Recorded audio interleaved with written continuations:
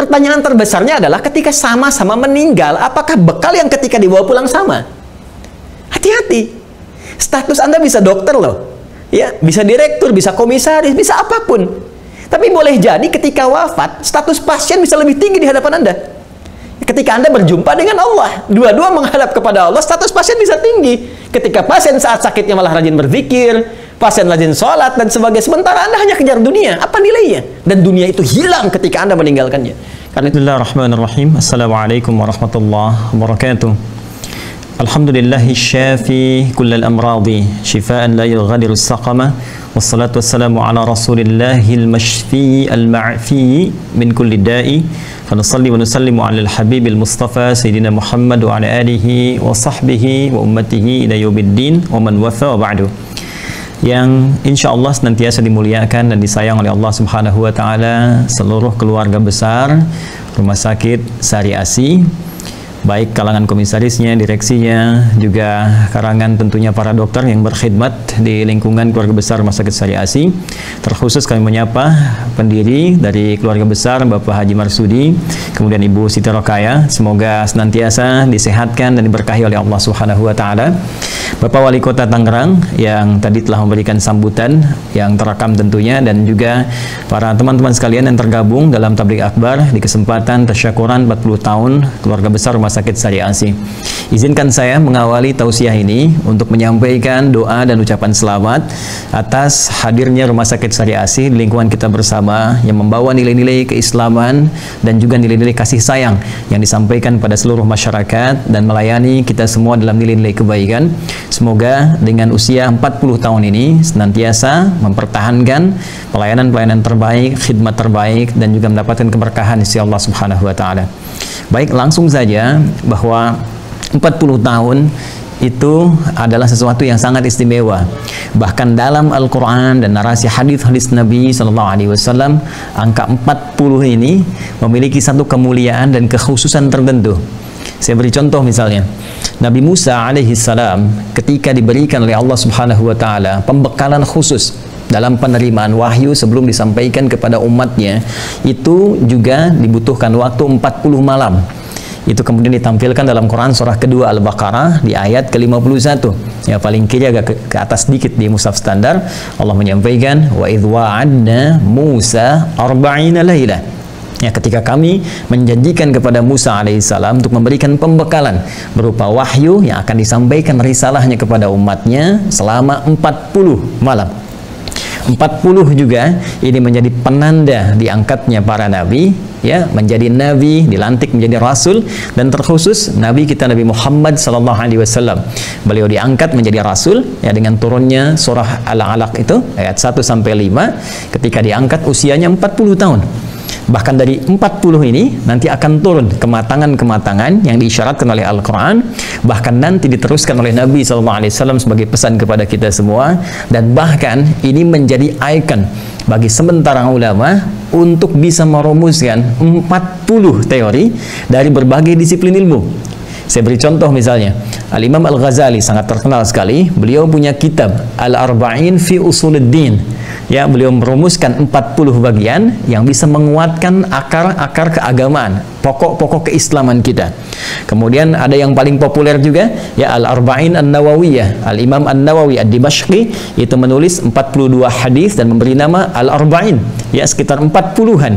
Kemudian juga nanti ada Al-Arba'in fi Fadailil Quran wa Ahlihil Amilin, ya, 40 keutamaan para penghafal Al-Quran dan yang mengamalkan dia. Jadi 40 ini teman-teman sekalian begitu sangat istimewa dan terkait dengan masa perjalanan, baik itu perjalanan usia bagi seseorang ataupun pengabdian dan pelayanan dalam kehidupan tingkat sosial.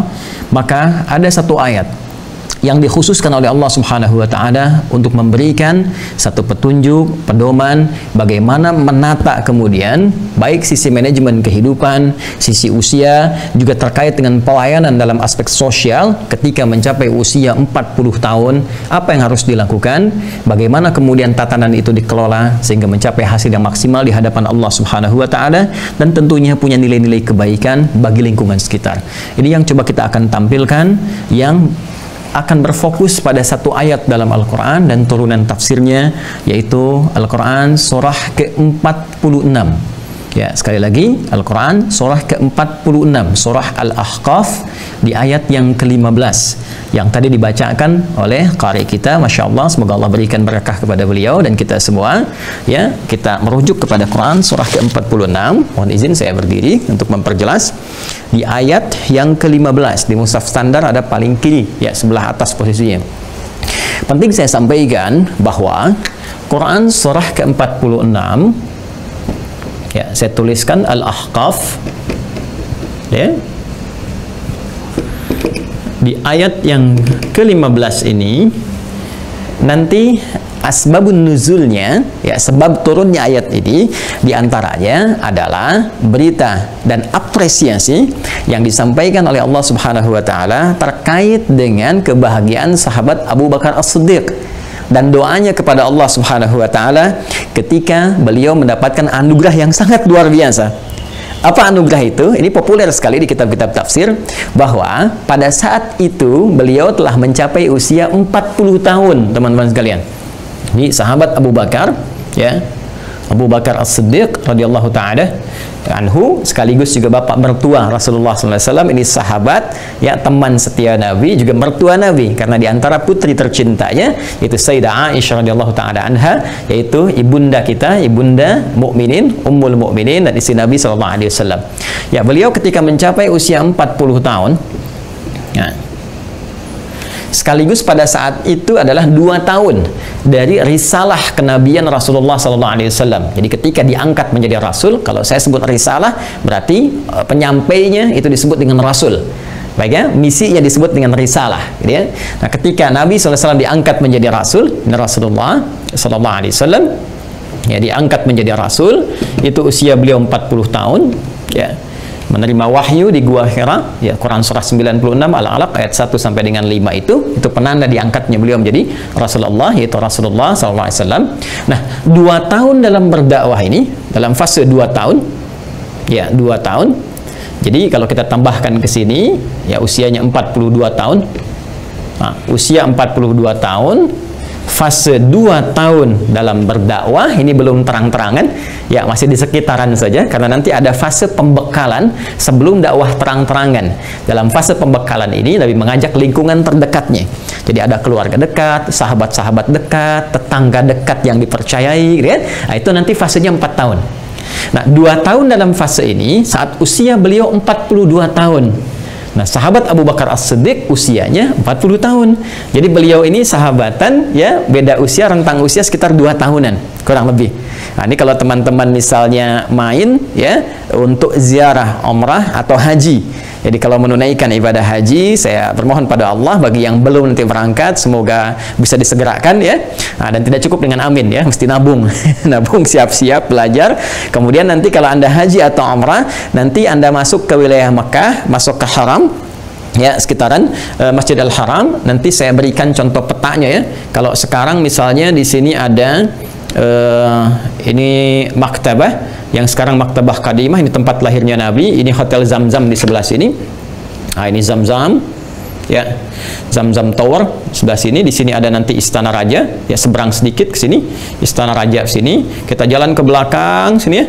Nah, ini ada pintu 26, Gate Ismail, kemudian nanti ke sini Babun Nabi, Babu Ali, Babu Salam di sini. Kemudian nanti Anda lewat sini sampai kurang lebih ada 37 kipas angin. Anda lewat sini di samping sini. Nah, nanti agak jarak ke sebelah sini ada maktabah, warnanya krem bangunannya. Ini tempat Nabi dilahirkan. Kemudian tarik garis lurus, ini Babu Salam, ya, masuk pintu Babu Salam. Di sini ada Bukit Sofa.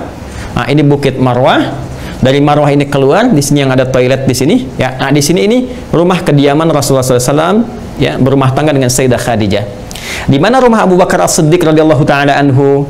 Dari Zamzam Anda nyebrang sedikit, ya, ini Zamzam, nanti nyebrang sini, teman-teman sekalian. Di sini nanti ada Hotel Hilton, ya, Hotel Hilton. Nah, ini. Nah, jadi kalau kita lihat di sini ada Hotel Hilton, di Zamzam, ini Safwa, nyebrang istana, ini Hotel Hilton ke sebelah sini. Nah, Anda kalau naik tangga, ya, naik eskalator dulu ke atas dari luar, ya, kemudian naik tangga sedikit. Nah, itu Anda akan masuk menemukan musola. Ya, musola itu kalau Anda masuk ke situ, itu masjidnya ya sahabat Abu Bakar As-Siddiq yang dulu itu adalah kediaman beliau. Jadi rumah sahabat Abu Bakar As-Siddiq ini sekarang posisinya di Hotel Hilton, kurang lebih seperti itu, ya. Nah, jadi kita bisa bayangkan Nabi berumah tangga di sini tempatnya ya dekat Marwah. Kemudian ini ke arah Hotel Hilton, ini rumahnya sahabat Abu Bakar As-Siddiq. Di sini ada Jabal Qubais, ya tempat biasa Nabi kemudian menyampaikan risalah termasuk Isra Mi'raj adanya di sini. Nah, di usia Nabi 42 tahun, 2 tahun setelah menerima risalah wahyu itu kurang lebih, maka sahabat Abu Bakar As-Siddiq itu beriman kepada Rasulullah SAW, masuk Islam, yang kemudian disertai, bukan hanya beliau saja, disertai oleh kedua orang tuanya, ya, masuk Islam. Anaknya Abdurrahman juga masuk Islam, Masya Allah, kan? Kemudian cucunya pun masuk Islam. Jadi orang tuanya masuk Islam, anaknya masuk Islam, cucunya masuk Islam. Masya Allah gitu ya.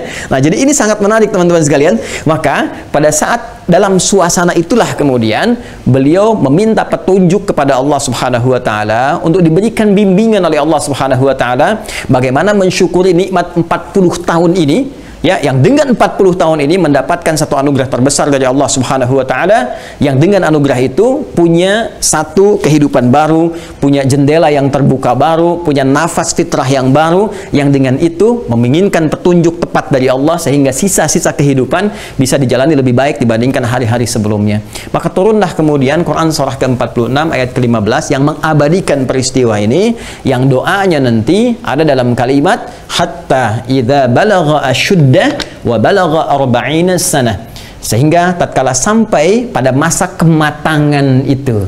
Jadi kalau ada orang berproses, ya, baik dari sisi kemanusiaan dalam fase tumbang, tumbuh, berkembang sampai dengan jadi remaja, sampai pemuda dan sebagainya, itu masih proses, ya. Syariah Asi juga demikian, karena ini konsepnya umum. Dalam pekerjaan juga demikian, dalam khidmat begitu. Awal-awal ini masih proses penyesuaian, kadang seperti bayi, ya, masih butuh bantuan, masih butuh donasi, butuh support, kadang-kadang naik turun, kadang-kadang lelah dan sebagainya. Itu di awal-awal. Tapi ketika Anda merasakan fase kematangan, kata Allah, hatta idza balagha asyuddah, sampai ketika sudah mulai terasa mapan, terasa lebih kuat. Sekarang Syariah Asi punya 6 cabang gitu kan. Orang-orang yang sudah masuk fase usia di atas 30 mau ke 40, itu sudah mulai kuat, nalarnya sudah mulai matang. Kan? Bahkan penampilan fisiknya pun sudah beda, ya, kekuatannya, nalarnya, daya fikirnya dan sebagainya. Dan puncaknya wa balagha 40 sanatan, dan sampai 40 tahun. Nah, ini intinya. Ini inti yang paling utama, dan tidak mudah mendapatkan 40 tahun ini. Baik dari usia, juga tentunya khidmat kepada masyarakat, interaksi sosial kehidupan kita, apapun profesi kita. Ya, tapi yang paling menarik, perhatikan bimbingan Allah yang menyertai kalimat ini. Ketika seseorang sudah sampai pada usia 40 tahun, ataupun suasana yang dirasakan seperti Abu Bakar merasakannya, dan meminta kemudian petunjuk pada Allah Subhanahu wa taala dalam bersikap, beraktivitas, melakukan pelayanan, interaksi sosial, apa yang harus dilakukan? Maka kata Allah, perhatikan, qala, ya, maka lakukan seperti Abu Bakar mengerjakan ini. Jadi ini ayat sangat menarik sekali, mengapresiasi Sayyidina Abu Bakar As-Siddiq ketika beliau kemudian berdoa, bermohon pada Allah Subhanahu wa taala, dan diabadikan kemudian bagian diksinya dalam Al-Qur'an. Perhatikan kalimatnya. Qala rabbi auzi'ni an ashkura ni'mataka allati an'amta 'alayya wa 'ala walidayya. Satu, saya tuliskan ya. Saya hapus jenak yang ini. Ini kalimat pertamanya, mohon izin, waktu kita sangat terbatas sekali, jadi saya mencoba fokus kepada inti bahasan. Ya, satu, qala, ya, ini boleh dibacakan, ya, Bapak Ibu sekalian, teman-teman, ya, di kalangan dokter ataupun perawat ataupun yang lainnya. Ini doa sangat bagus sekali dan boleh kita dawamkan dalam keseharian. Ya, Rabbi, ya, auzi'ni, ini fi'il amr lit talab. Rabbi auzi'ni, nanti kita bacakan, an ashkura ni'mataka allati, ini satu, an'amta 'alayya wa 'ala walidayya. Nah, ini poinnya. Satu, perhatikan baik-baik. Rabbi auzi'ni, ay Rabbi alhimni, ya Allah, mohon bimbing hamba. Ya, ya Allah, mohon berikan petunjuk kepada hamba, arahkan hamba. an ashkura ni'mataka allati an'amta 'alayya wa 'ala walidayya, agar hamba mampu mensyukuri nikmat yang telah engkau kurniakan kepada hamba dan kepada kedua orang tua hamba. Ini poinnya yang tadi disebutkan. Nah, tapi ingat, dalam kaidah nanti ilmu Al-Quran, ada di kaidah ulumul Quran mengatakan al-ibaratu bi umumil lafzi la bi khususis sababi. Ya, dalam kaidah ilmu asbabun nuzul mengatakan jika ada satu ayat, kalau lafaznya bermakna umum sekalipun sebabnya dikhususkan pada satu kejadian, sementara lafaznya sifatnya umum, maka pesan yang ingin disampaikan adalah pesan yang umum, mencakup bagi segala kalangan dengan situasi yang serupa. Artinya, pesan ini ingin disampaikan pada setiap kalangan, baik dalam konteks usia 40 tahun ataupun dalam konteks pengabdian, aktivitas sosial dan sebagainya sudah sampai usia 40 tahun. Pernikahan sampai di usia 40 tahun, pengabdian dalam sosial misalnya 40 tahun, di birokrasi 40 tahun, diplomasi 40 tahun, di kesehatan 40 tahun. Sepanjang konteksnya sampai ke dalam masa 40 tahun ini, maka yang pertama harus dilakukan, kata Allah, ini, an ashkura ni'mataka allati an'amta 'alayya wa 'ala walidayya. Satu, minta kepada Allah untuk diberikan bimbingan agar mampu bersyukur. Ya, mampu bersyukur atas segala nikmat yang diberikan selama 40 tahun. Ini nggak mudah. Ya, apa dikira satu rumah sakit itu akan begitu mudah? Ya, bisa berkembang, bertahan, maju sampai 40 tahun? Belum tentu. Tidak sedikit rumah sakit yang sekarang karena suasana pandemi merasa kesulitan. Bahkan ada yang terjatuh, bahkan ada yang kemudian tidak mudah untuk bisa hanya sekedar beraktivitas. Itu nggak mudah. Ya. Tapi yang paling menarik, ini yang paling dahsyat ya. Kalau kita bertanya, ya Allah, bagaimana cara bersyukurnya? Apakah hanya mengucap Alhamdulillah, ya kan? Apakah hanya dengan berbagi dan seterusnya? Ada sesuatu yang sangat menarik. Nah, Abu Bakar As-Siddiq mencontohkan ini dengan satu contoh yang sangat luar biasa, diridhoi oleh Allah, dan dengan ridha itu diabadikan dalam Al-Quran. Ya, apa itu?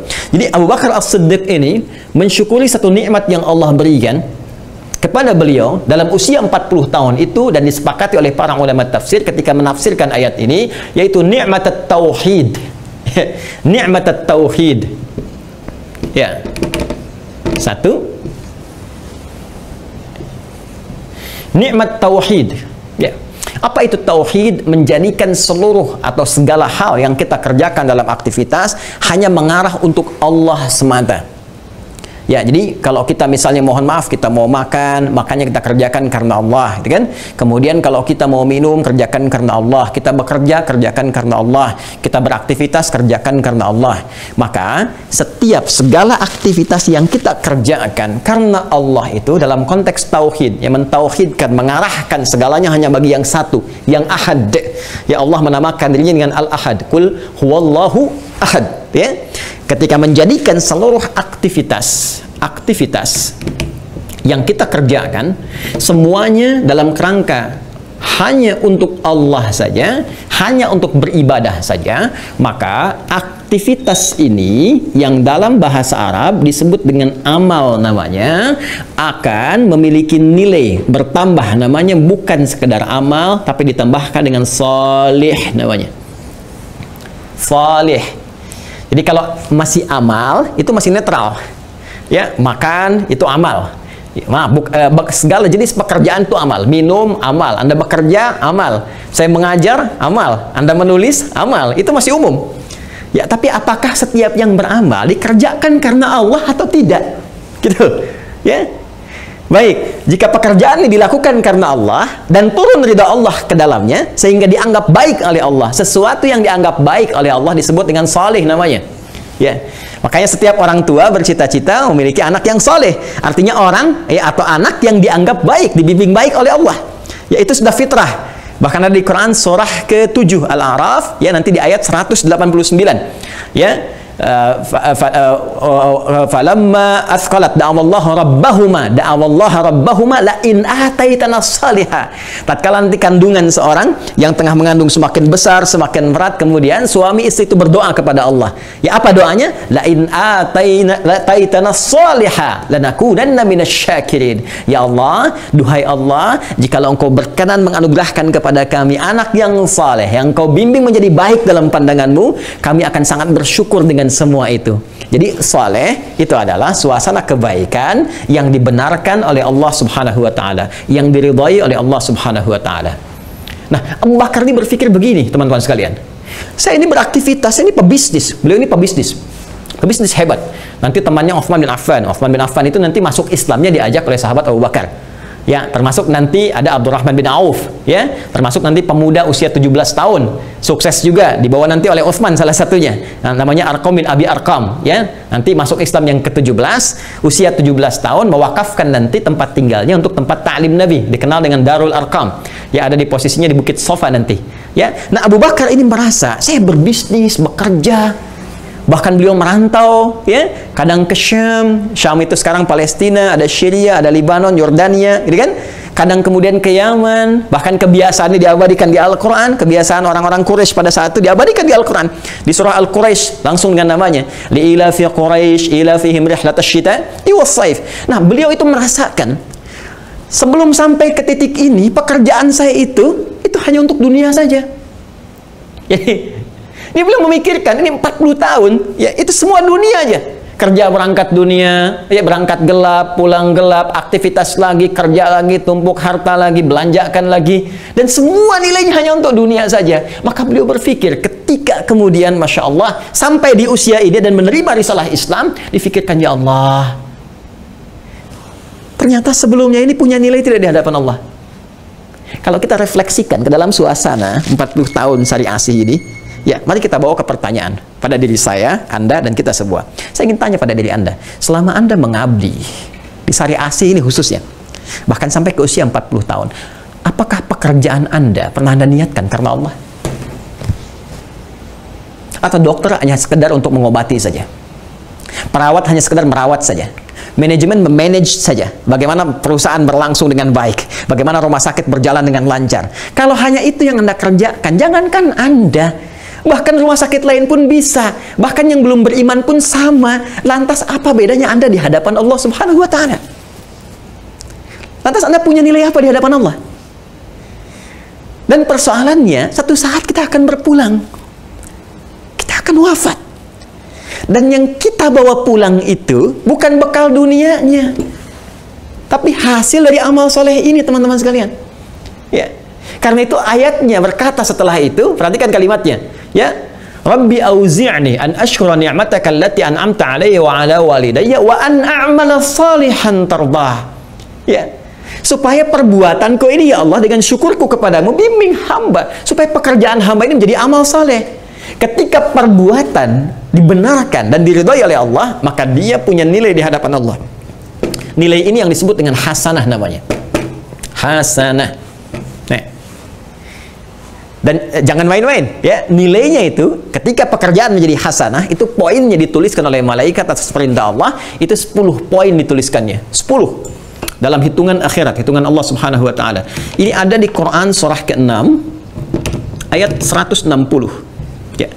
Man jaa'a bil hasanati falahu asyru amthaliha. Siapa yang mengerjakan perbuatan amal saleh, kemudian dia punya nilai hasanah, maka punya poin di hadapan Allah 10. 10 itu jangan dihitung begini, ya, 1, 2, 3, 4, 5, itu refleksinya di benak kita terlampau sedikit.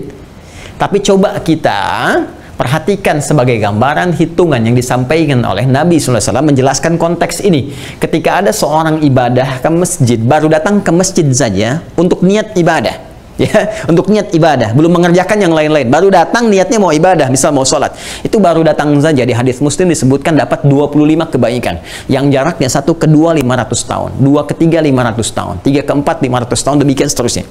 Jadi kalau kita tarik, ya, pola hitungan ini ke dalam nuansa hitungan pahala, maka terbayang berapa banyak didapatkan. Berapa banyak?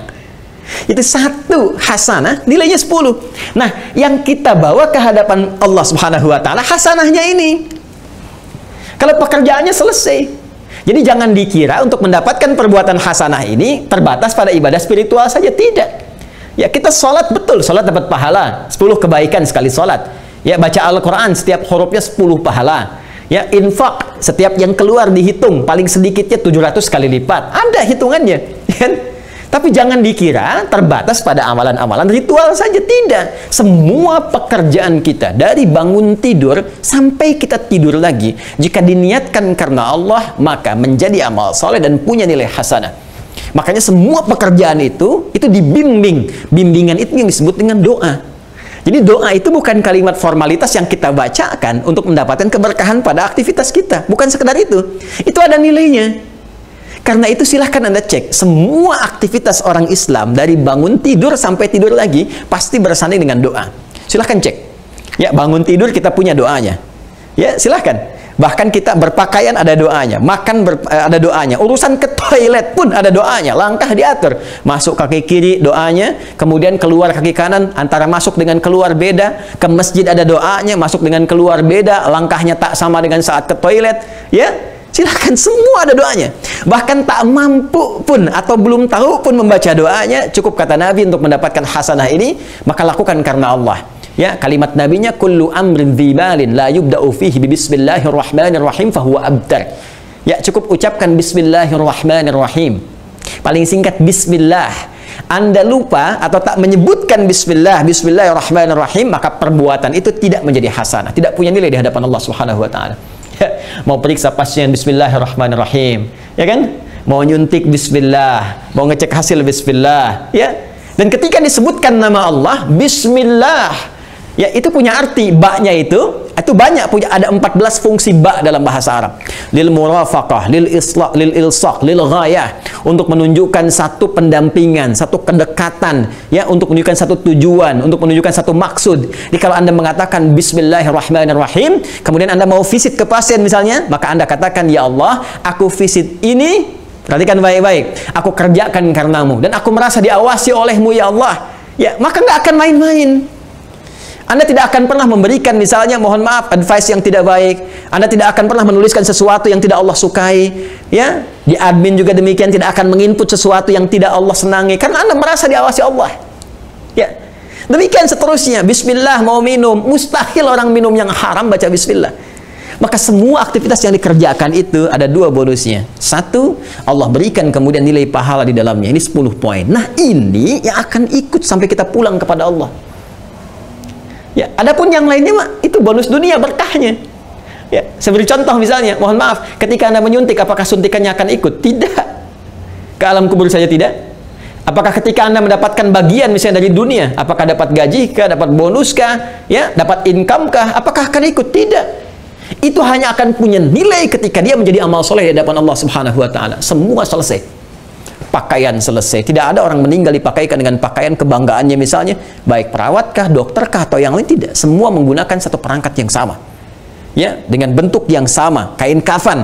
Hanya nanti, ya, pola penggunaannya bisa berbeda. Perempuan dengan laki-laki, perempuan ada kerudungnya, laki-laki terbatas pada berapa helai kain saja. Semua itu yang dibawa itu saja.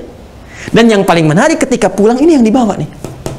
Makanya pertanyaan terbesar dari ayat ini bukan pertanyaan saya, mohon izin teman-teman keluarga besar. Ini Allah yang tanya. Ya, saya hanya wasilah saja. Kenapa Anda mengundang saya? Banyak para ustaz, para ulama yang bisa menyampaikan. Tapi ketika tiba-tiba kemudian, mohon izin, ya, Allah mengarahkan Anda untuk memilih saya untuk menyampaikan, dan tiba kemudian ayat ini yang bicara. Seakan-akan ada pesan yang ingin disampaikan. Sekarang ayatnya bertanya, apakah setiap keluarga besar di Sari Asih itu yang melayani dengan penuh kasih sayang, apakah nilai kasih dan sayang ini punya nilai di hadapan Allah yang penuh dengan kasih dan sayang? Allah Rahman dan Rahim. Ya, pemberi kasih, pemberi sayang tanpa batas. Sekarang perbuatan pekerjaan Anda punya nilai enggak? Selama 40 tahun ini. Ya, insya Allah tentunya, ya, insya Allah. Hanya persoalannya adalah ayatnya belum selesai. Belum selesai. A'mala salihan tardah.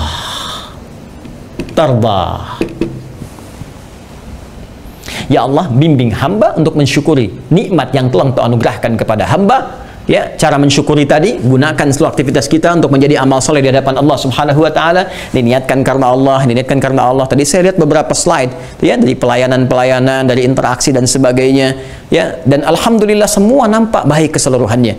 Ya, namun demikian nanti akan ada yang sangat menentukan, dan penentuannya adalah diridho Allah Subhanahu wa taala. Amal soleh yang diridhoi Allah. Berarti pertanyaannya, ada amal soleh yang tidak Allah ridhoi. Ini poinnya. Nah, ini terbayang ya, Masya Allah, ini terbayang nih. Ini mohon izin ya, saya kasih perbandingan begini dulu nih teman-teman sekalian ya. Nah, ini nih poinnya. Ini ada usia 40 tahun. Kalau kita ambil usia umur dulu deh ya, umur kita masing-masing dulu, jangan kesadiasi dulu ya. Kita ambil dari kita dulu ya. 40 tahun ini, kalau kita beraktivitas, ya taruhlah asumsinya, pada umumnya kan, pada umumnya kita beraktivitas ya setengah barangkali secara umum. Yang digunakan beraktivitas kan kita ambil masa tidur kita kan. Jadi kalau kita ambil tidur kita misalnya secara umum ya, nggak semuanya. Ya tidur secara umum malamnya, kemudian tidur siangnya, tidur capeknya dan sebagainya, kita ambil setengah usia lah. Saya 20 tahunnya gitu kan, kurang lebih. Maka sisa aktivitas kita itu ada 20 tahun. Nah, ini makannya, minumnya dan sebagainya gitu kan, interaksi dan sebagainya 20 tahun. Kira-kira yang menjadi amal soleh itu berapa tahun? Yang punya nilai di hadapan Allah, yang menjadi ibadah. Ya, kita ambil 10 tahun, jangan terlalu pesimis ya, ambil setengahnya, ini 10 tahun misalnya. Nah, dari 10 tahun ini, yang diridhoi Allah itu berapa? Ya, nanti kita lihat batasan ridhonya. Ya, kita ambil contohnya misalnya 5 tahun lah, insya Allah, jangan terlalu pesimis ya. Nah, sekarang terbayang, kalau 5 tahun, yang kita asumsikan dari usia 40 tahun yang punya nilai ini segini. Sekarang kan belum selesai hitungannya. Dosa yang dikumpulkan berapa tahun? Kadang tak sengaja misalnya, berbuat sesuatu yang kotor, melihat atau bahkan sengaja melihat yang salah, lihatnya ke handphone, lihatnya ke taklim, tapi iklan-iklan yang buka aurat masih dilihat juga. Kebanyakan lihat iklannya dibandingkan lihat taklimnya. Coba lihat, ya bikin status yang tidak baik, berselisih dengan orang lain, pikiran yang kotor dan sebagainya. Berapa banyak terkumpulkan? Maka tentunya kalau kita bandingkan, ini kan belum dihitung dosanya. Artinya apa? Kalau kita sadar ada sesuatu yang kurang, ya sementara kita akan pulang kepada Allah, maka orang yang cerdas pasti akan memanfaatkan sisa waktunya untuk diisi yang lebih baik dibandingkan hari sebelumnya. Maka cara terbaik untuk mengisi itu, dia minta petunjuk kepada Allah Subhanahu wa taala. Minta petunjuk. Ya. Bagaimana petunjuk yang dia mohonkan? Allah langsung berikan lewat kalimat yang tadi dibacakan oleh qari kita. Dan ini adalah nukilan kemudian ya teman-teman sekalian yang disampaikan oleh sahabat Abu Bakar As-Siddiq ketika memohon kepada Allah, kemudian disampaikan oleh Al-Quran, ya diberikan bimbingan dan sampai kepada kita semua untuk kita kemudian praktekkan dalam kehidupan. Perhatikan kalimatnya. Wa an a'mala salihan tardah. Ya Allah, bimbing hamba untuk mensyukuri nikmat yang telah Engkau berikan kepada kami ya Arhamar Rahimin, dan dengan nikmat itu kami mampu mengisi sisa-sisa perjalanan aktivitas kami ini dengan perbuatan yang lebih baik lagi. Perbuatan yang saleh, perbuatan yang mulia yang Engkau ridhai. Bagaimana ciri perbuatan yang diridhai itu? Singkatnya ada 2. Ya. Saya beri contoh 2 bagian. 1, 2. Perbuatan yang diridhai Allah Subhanahu wa taala. Fokus baik-baik teman-teman sekalian. Pertama, menjaga hubungan baik dengan Allah pada aspek hablum minallah. Ya. Hubungan baik dengan Allah Subhanahu wa taala pada aspek hablum minallah. Hubungan baik dengan Allah ini bentuknya ada 2 lagi. Ya, 1, menjaga perintahnya. Biasanya masuk pada aspek-aspek ritual dalam konteks ibadah spiritual. Misal, mohon izin ya, ada salat ya, Masya Allah tadi itu luar biasa dipraktekkan, contoh memberikan tayamum, ada ustadz pembimbingnya dan sebagainya, itu sudah luar biasa ya, itu luar biasa. Nanti rasanya akan lain Bu ya. teman-teman, bapak-bapak sekalian, bapak ibu sekalian, rasanya akan lain, akan berbeda gitu ya. Nanti dalam suasana yang lain kita akan belajar bagaimana keberkahan diberikan ketika aspek ini dijaga ya. Ketika aspek ini dijaga. Contoh misalnya salat, tadi sudah disampaikan, kan? Setiap waktu salat dijaga waktu salatnya, diberikan taujihat kepada yang lain, pasien-pasien diingatkan. Itu suasana itu akan sangat luar biasa. Dan nanti yang diberikan oleh Allah pun akan dahsyat. Ya, nanti ada salah satu rahasia, ya, satu rahasia yang sangat besar, bagaimana seseorang yang mendekati Allah dalam keadaan sakit atau memberikan bimbingan kepada orang sakit, dan dalam bimbingan itu dioptimalkan peningkatan hubungan baik dengan Allah, aspek hablum minallah, terutama menjaga perintah Allah Subhanahu wa taala. Itu nanti Allah akan berikan percepatan dalam kesembuhan, bahkan memberikan satu hal yang sangat dahsyat yang bahkan secara medis ada yang memvonisnya mustahil. Ya. Jadi obat itu dibagi dua. Ya, penyembuh dibagi dua. Satu disebut dengan dawa, ya, ada riwayat sampai kepada kita likulli da'in dawa. Setiap penyakit itu ada obatnya, ya, ilal maut, kecuali kematian. Jadi setiap apapun yang kita rasakan sakit itu kalau kita telusuri, kita gali, ya, kita belajar dengan baik akan ditemukan obatnya. Ya, secara medis. Tapi ada kondisi tertentu yang medis itu tidak bisa mengatasi. Beratnya, ya, sulit bagi medis. Itu ada dua jenis. Satu, ya, itu penyakit hati, bawaan roh spiritual kita, ya, iri hati, dengki, itu nggak bisa dicari obatnya. Datang ke apotek, datang ke rumah sakit, ke Sari Asih, ya Anda bisa temukan poli anak, poli gigi misalnya kan, ya, poli mata. Tapi ada nggak poli iri, poli dendam, poli ria? Kan tidak ada ya. Nah, itu obatnya disebut syifa namanya, ya. Dan syifa ini juga berlaku pada yang kedua, penyakit fisik yang secara medis sulit ditemukan, bahkan relatif mustahil. Ya, saya beri contoh gini, langsung di Al-Quran saja, langsung di Al-Quran. Nabi Zakaria misalnya, punya seorang istri, beliau divonis secara medis, itu sudah monofos dan mandul. Nggak mungkin punya keturunan. Ya. Tapi apa yang dikerjakan oleh beliau, Nabi Zakaria? Beliau membangun kedekatan yang luar biasa dengan Allah. Memohon, minta sangat luar biasa. Ya, sholat di mihrabnya, tingkatkan zikirnya, dan pendekatan yang sangat luar biasa, sampai turunlah kemudian keberkahan pada sesuatu yang dianggap mustahil secara medis. Maka turun syifa. Ya, ini ada di Quran surah ketiga Ali Imran di ayat ke-38 sampai 39. Ya, nanti dalam satu hal yang khusus barangkali kalau ada penyakit-penyakit yang genting dan sebagainya, ini bisa dikondisikan di rumah sakit ya. Ada satu kondisi yang Anda bisa lakukan, doanya ada. Maka beliau berdoa di situ, perhatikan kalimatnya, hunalika da'a Zakaria rabbah qala rabbi habli min ladunka dzurriyyatan thayyibah innaka sami'ud du'a. Ya, maka beliau di mihrab itu sambil sholat bermohon kepada Allah. Ya, Nabi Zakaria sholat. Ya, ingat baik-baik, Nabi Zakaria sholat. Nanti kita teruskan ayatnya. Semua Nabi, Rasul yang pernah bertugas di bumi sholat. Ya, kita fokus ke Nabi Zakaria. Beliau dalam sholat bermohon. Ya Allah, kata beliau, semua mengatakan hamba mustahil punya keturunan. Istri hamba divonis monofos, divonis mandul. Ya, nggak mungkin punya keturunan. Maka hamba hanya memohon kepadamu yang tidak punya batas dalam pemberian. Kepada yang maha mendengar. Kalau pada yang maha mendengar saya tidak mendengar doa hamba dan mengabulkannya, lantas kepada siapa lagi hamba mesti memohon? Ya.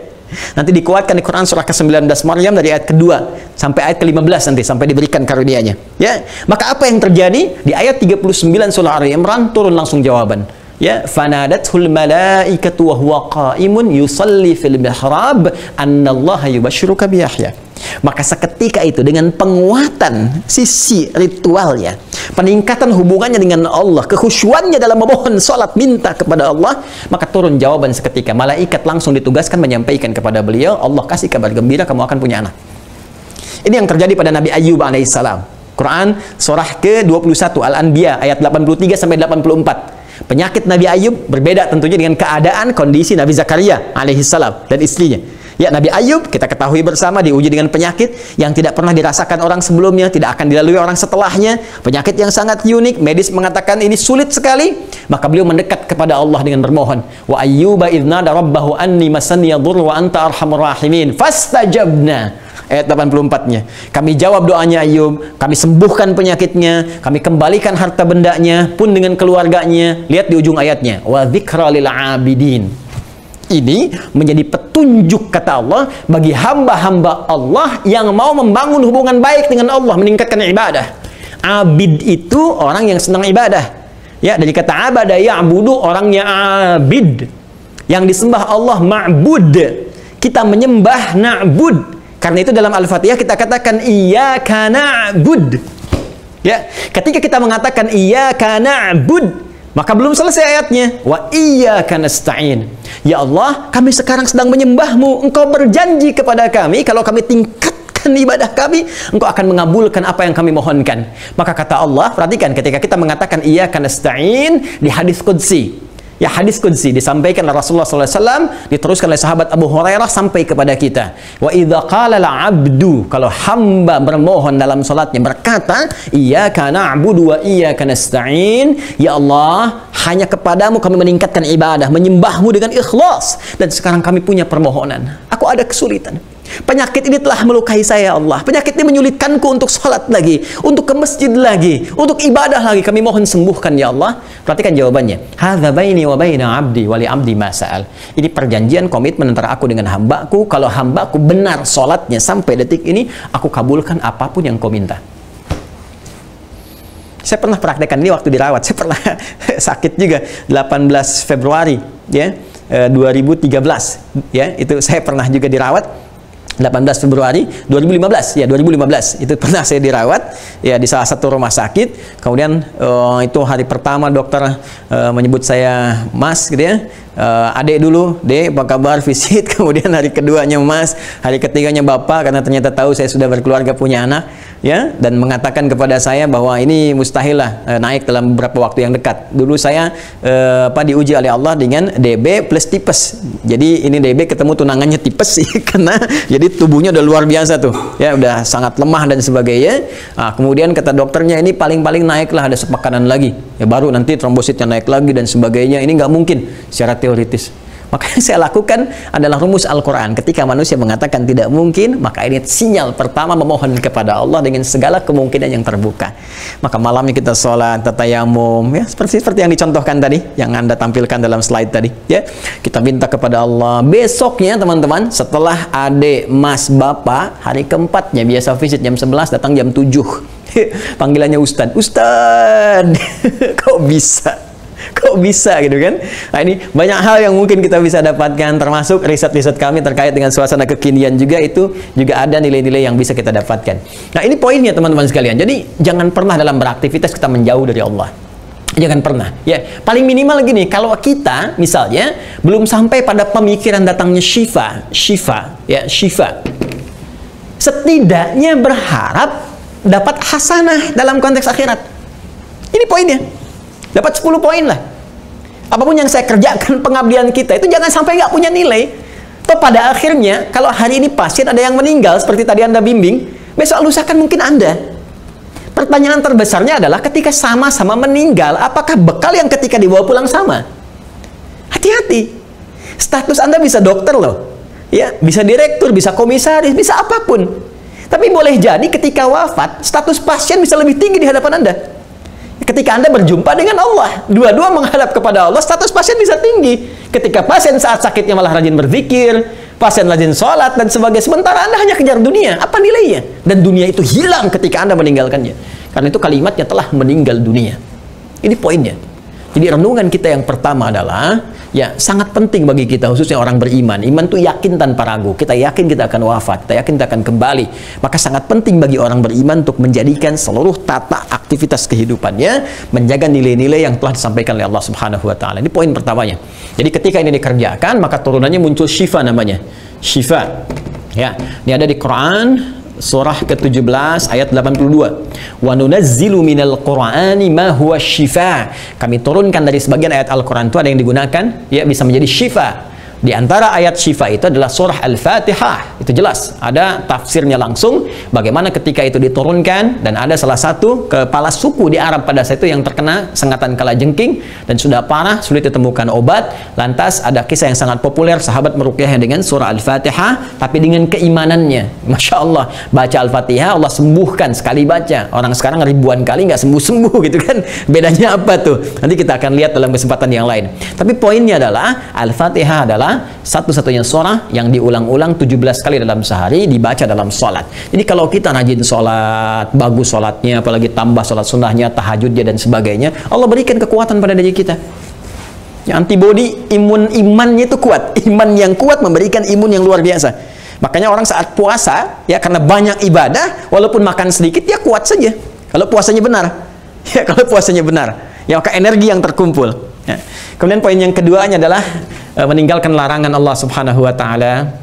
Hati-hati ya, bagaimanapun ketika dikemas tadi rumah sakit dalam konteks aktivitas, ya sudah ada kepegawaian, sudah ada aktivitas tertentu, bidang tertentu. Hati-hati jaga larangan Allah Subhanahu wa taala. Jangan berbuat sesuatu yang dilarang. Saya yakinlah kalau semua orang ini masuk Islam saja selesailah keburukan-keburukan itu. Di Islam ada larangan korupsi, larangan berkata kotor, larangan berzina, larangan mencela, larangan gibah, itu ya.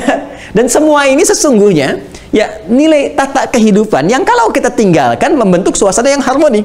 Ya, maka Islam mengajak pada kejujuran. Tinggalkan segala bentuk yang dilarang oleh Allah Subhanahu wa taala. Jangan menuliskan sesuatu yang tidak diperkenankan oleh Allah. Hati-hati ya, menuliskan angka-angka dengan jujur, melayani dengan jujur. Jangan memberikan sebuah beban kepada pasien yang harusnya misalnya bisa obat dengan yang sederhana karena pasiennya kurang mampu dalam konteks ini. Kemudian karena sesuatu hal ditingkatkan sehingga memberikan beban yang lebih. Ini kasus yang sangat luar biasa marak di lingkungan global. Ya, maka kita memberikan contoh teladan yang terbaik. Demi Allah saya katakan, ketika nilai ingin dijaga, maka lihat bagaimana Allah berikan keberkahan pada tempat dan bahkan orang-orang yang hadir di sekitarnya. Ya, ini sudah rumus, Ya, kalau Allah yang menyampaikan, tidak ada celah untuk meragukan. Ya, ini gambaran teman-teman sekalian. Ya, kemudian apa yang dilakukan setelah itu? Bagian keduanya, secara umum, hubungan baik dengan Allah kita tata, kemudian hubungan dengan sesama, hablum. Ya, orang mengatakan minan nas, kalau saya cenderung menyebutnya hablum minal makhluqat. Ya, kalau nas dengan manusia saja, kalau makhluqat dengan semua makhluk-makhluk Allah Subhanahu wa taala. Menjaga baik hubungan dengan Allah dan menjaga baik hubungan dengan sesama makhluk-makhluk Allah Subhanahu wa taala, khususnya dengan manusia atau orang-orang yang berada di sekitaran kita semua. Jadi kalau Syari Asih keluarga besarnya ingin mendapatkan berkah Allah Subhanahu wa taala, ingin lancar, ingin bagus, maka aspek yang kedua ini perlu dijaga. Dan yang diutamakan bukan yang jauh dulu. Nih. Wa ala walidai, dengan orang tua.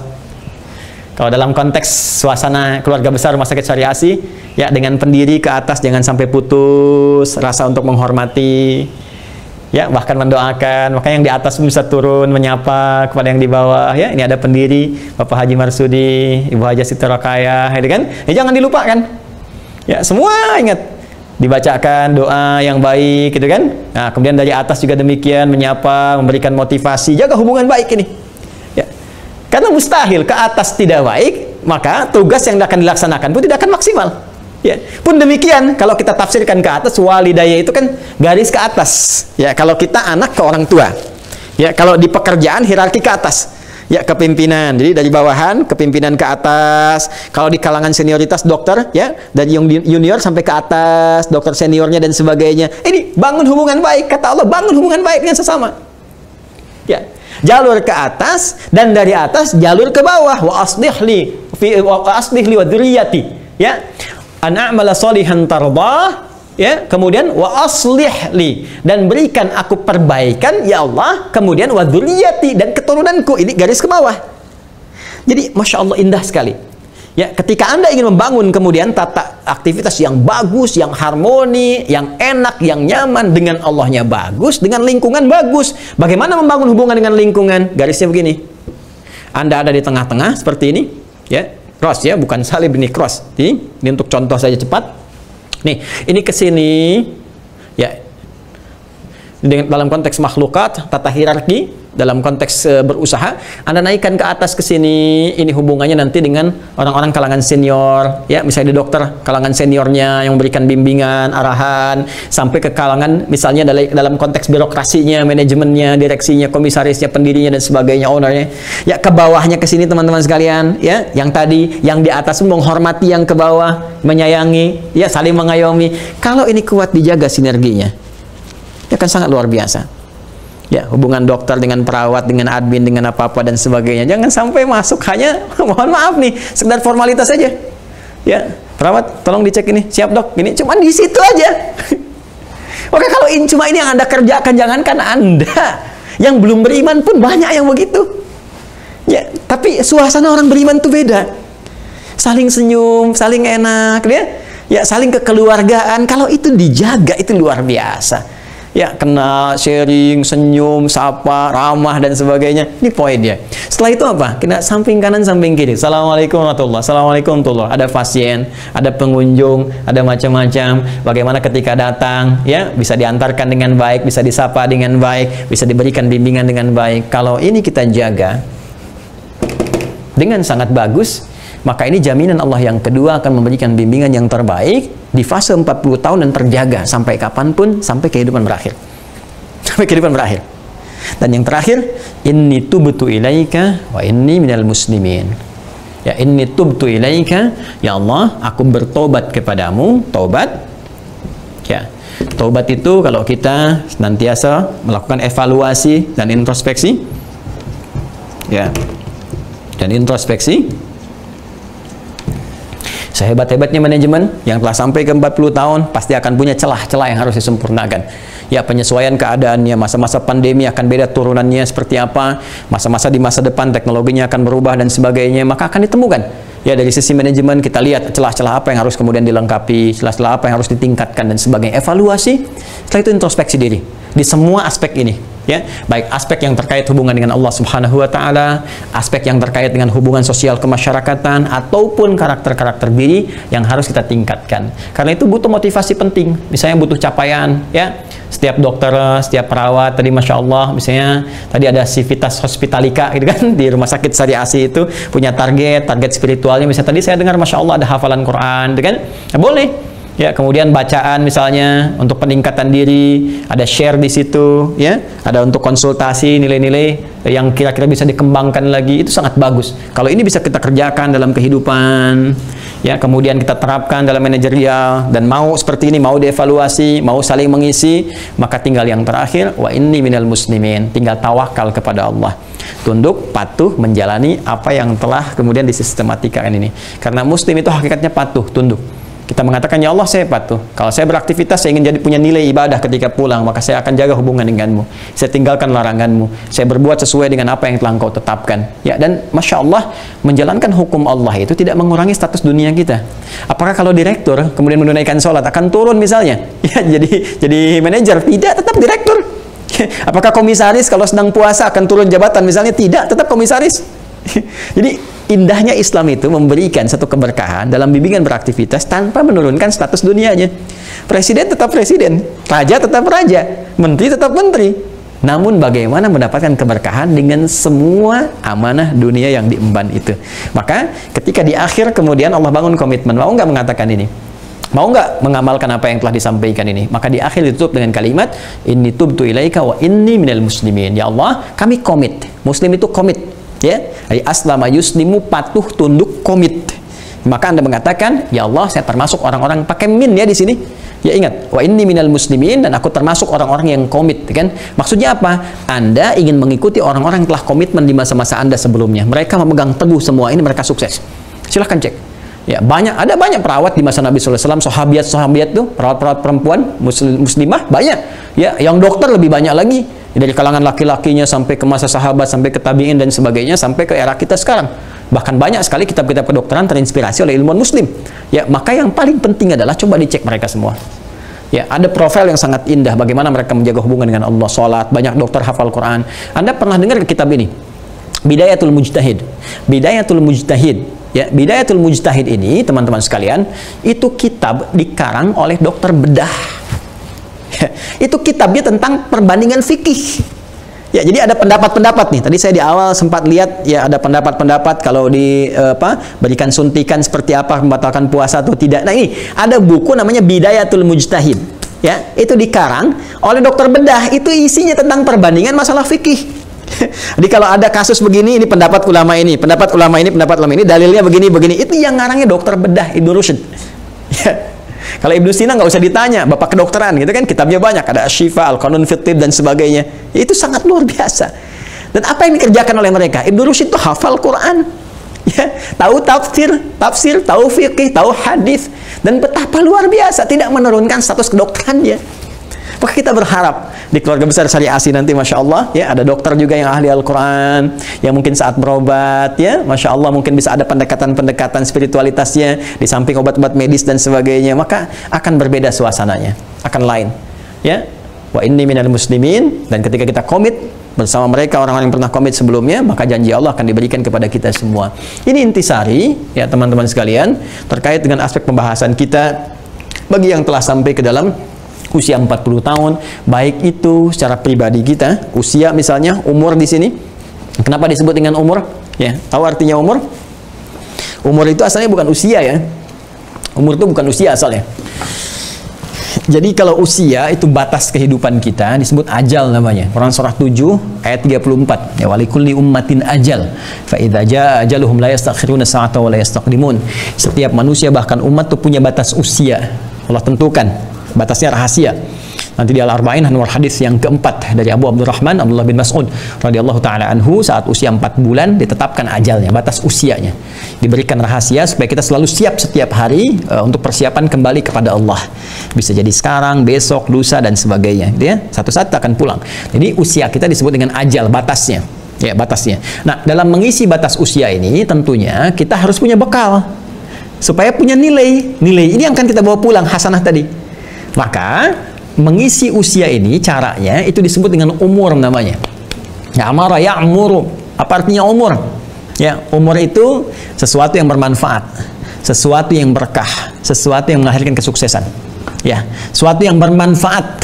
Kalau ditanya ya dalam bahasa kita, berapa umurmu, gitu kan? Nah, itu sebetulnya itu pesan yang Allah titipkan pada penanya. Hei, sampai sekian umur kamu itu berapa yang sudah punya nilai manfaat di hadapan Allah? Ya, Anda kalau ditanya begini, berapa umurnya? Saya 40 tahun, 50 tahun. Nah, artinya selama 50 tahun ini berapa manfaat yang sudah Anda lahirkan? Ya, mata Anda ini sudah bermanfaat belum selama 50 tahun? Apa yang dipandang? Yang diucapkan itu bermanfaat tidak? Ya, kaki Anda melangkah pada yang bermanfaat tidak? Itu poinnya. Dan selama beraktivitas sampai menjelang ajal ini, kita diminta sukses. Di apapun yang dikerjakan harus sukses. Bikin planning yang bagus. Makanya di Al-Quran kalau kita ngaji, banyak ayat-ayat sukses diturunkan. Bagaimana menyusun strategi, langkah-langkah, buat schedule, mencapai target. Nah, itu ada semua. Di surah Al-Insyirah ada, di surat Al-Hasyr ada, di Al-Baqarah ada tantangannya, jawabannya di Ali Imran. Itu ada semua turunan-turunannya. Ya, apapun profesinya, termasuk juga teman-teman di manajemen misalnya, bisa bikin strategi itu. Ya, nanti ada manajemen bisnis dalam Al-Quran, manajemen sukses dalam Al-Quran, ada yang aspeknya kesehatan, ada spesifik. Ya, ada yang di birokrasi, ada diplomasi, ada yang bisnis tertentu, ada aspeknya. Dan yang menyampaikan Allah, pencipta kita, itu pasti. Maka Allah menyampaikan dalam konteks kata tadi ya, ketika kita mengisi sampai ke ajal, berapa umurmu, sudah sukses belum? Jadi kalau Anda belajar harus sampai sukses, IP yang tertinggi, yang terbaik. Kalau bekerja harus sukses, makanya cintai pekerjaan Anda. Jadi dokter yang sukses, ya, perawat yang baik, semua arahkan ke situ. Dan berkah itu ziyadatul khair, bertambah nilai kebaikannya. Semakin sukses harus semakin baik. Tadi bagus sekali dicontohkan dengan berbagi, bikin ini, bikin itu dan sebagainya. Tapi bikin kegiatan yang bermanfaat, ya. Baik, sikapnya jadi lebih baik, perilakunya lebih baik. Jadi agak ironis kalau baru sukses dunia misalnya sudah sombong. Itu bukan umur namanya. Ya, jangankan Anda, orang lain bisa lebih sukses. Kalau mau sombong, Anda terlambat. Korun lebih kaya daripada Anda. Ya, sombong kena likuifasi. Anda di bawah Korun kekayaannya, pengen ikut sombong, Anda siapa? Ya kan? Firaun punya kedudukan, pasukan banyak, militer kuat dan sebagainya, sombong tenggelam. Anda nggak lebih kuat daripada Firaun, pengen ikutan sombong, nggak kebayang nggak? Gitu ya?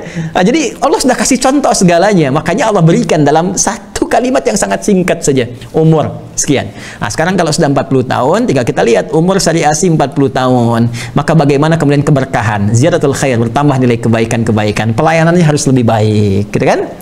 Kemudian juga aspek-aspek manajerial harus lebih baik, hubungan integral di dalamnya harus lebih baik, hubungan faktor eksternalnya lebih baik lagi. Kemudian mohon maaf ya, diantaranya ada apa lagi? Manfaat. Semua aspek yang ada di titik setiap rumah sakit harus bermanfaat, kata-kata bermanfaat, pelayanan bermanfaat, ya. Dan terakhir ya, semua harus punya visi kesuksesan.